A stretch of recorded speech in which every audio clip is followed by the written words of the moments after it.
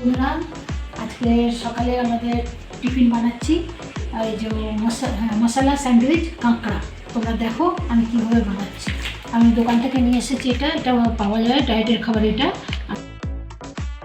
এই দেখো কাঁকড়া নিয়েছি, আর এই দেখো মায়োনিজ নিয়েছি, এই দেখো টমেটো সস নিয়েছি, আর এই যে ঝুড়ি ভাজা নিয়েছি, এই যে স্যালাড নিয়েছি, আর এই যে চিজ নিয়েছি।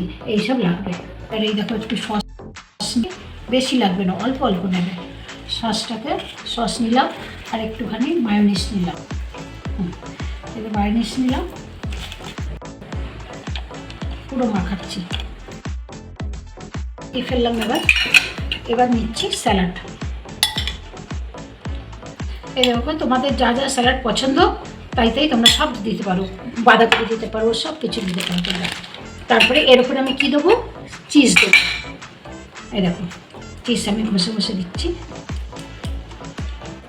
যে যেরকম খাবে, যদি তুমি বেশি চিজ খেতে পছন্দ করো বেশি দেবে, কেউ যদি কম খেতে চাও তাহলে কম দেবে, যে যেরকম খাবে সেরকম দেবে। এই যে ঝুড়ি ভাজাটি আছে না, এই ঝুড়ি ভাজাগুলো দিচ্ছি। এই দেখো আবার একটা কাঁকড়া নিচ্ছি। এইবার এইটাকে আবার কি করব? এই দেখো এইটাকে আবার সস দিচ্ছি, একটু মায়োনিজ দিচ্ছি। এটাকে আবার আমি ভালো করে মিক্সড করলাম। এইবার কী করবো? এর ওপরে আমি দিয়ে দিলাম, যেরকম স্যান্ডউইচে করে না সেরকম এটাও ওইরকমই করবে।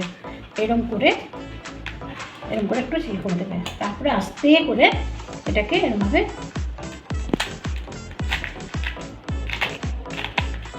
কেটে দেবে।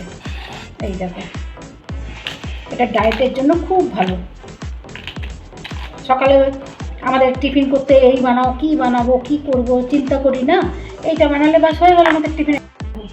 কীরকম হয়েছে তোমরা দেখে কমেন্ট করে আমাকে জানিও।